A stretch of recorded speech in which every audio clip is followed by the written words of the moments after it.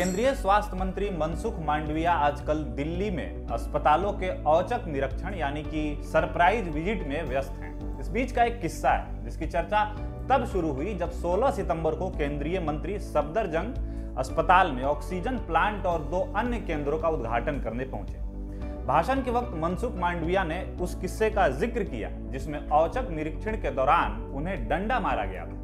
नमस्कार, मैं सत्यम प्रियदर्शी और आप देख रहे हैं डेली बज इंडिया। बात 24 अगस्त की है जब केंद्रीय स्वास्थ्य मंत्री मरीज बनकर सफदरजंग अस्पताल के इमरजेंसी ब्लॉक में पहुंचे थे। इस दौरान एक वाकया हुआ।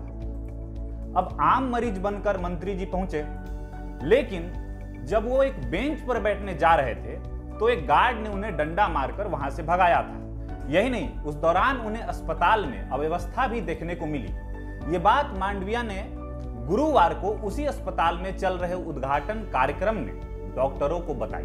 उन्होंने निर्देश दिया कि व्यवस्थाओं को सुधार करके इसे देश का मॉडल अस्पताल बनाया जाए। मांडविया ने सफदरजंग अस्पताल में oxygen PSA plant, child abuse protection centre और एल्डर अब्यूज केयर सेंटर का उद्घाटन किया।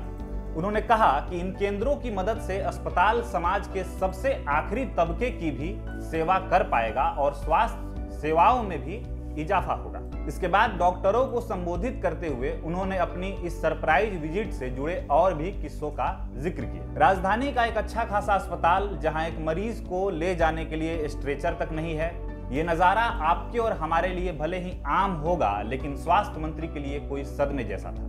उन्होंने इस कहानी का भी जिक्र किया और बताया कि करीब 75 साल की महिला थी, उसको अपने बेटे के लिए स्ट्रेचर की जरूरत थी।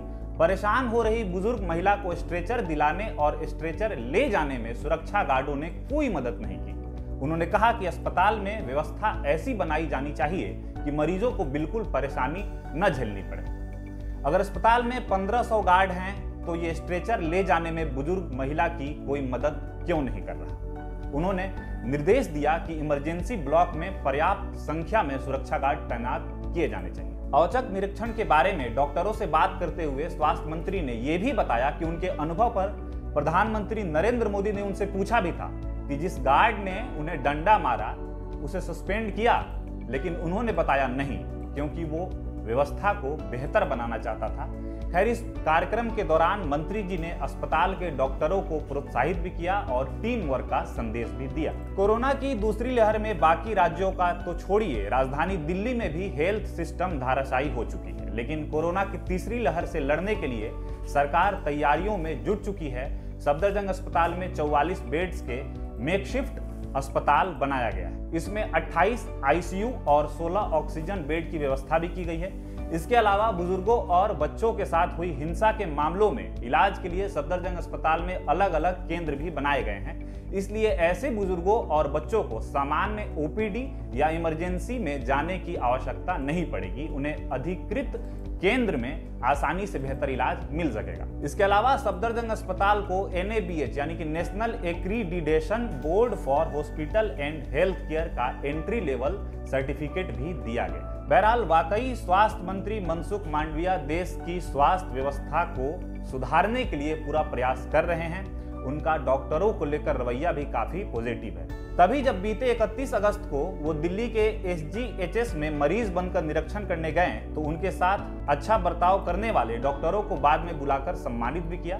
मंत्री जी ने अस्पताल की व्यवस्था को देखकर CMO को खत भी लिखा और धन्यवाद भी किया। खैर, मंत्री जी का ये वाला रिस्पॉन्स वाकई अच्छा है। उम्मीद है देश की स्वास्थ्य व्यवस्था को बेहतर बना सकें और भारत का सपना भी पूरा कर सके। आपको ऐसी लगी ये खबर हमें कमेंट करके जरूर बताइएगा और इसी तरह की अन्य खबर के लिए देखते रहिए डेली बज इंडिया। धन्यवाद।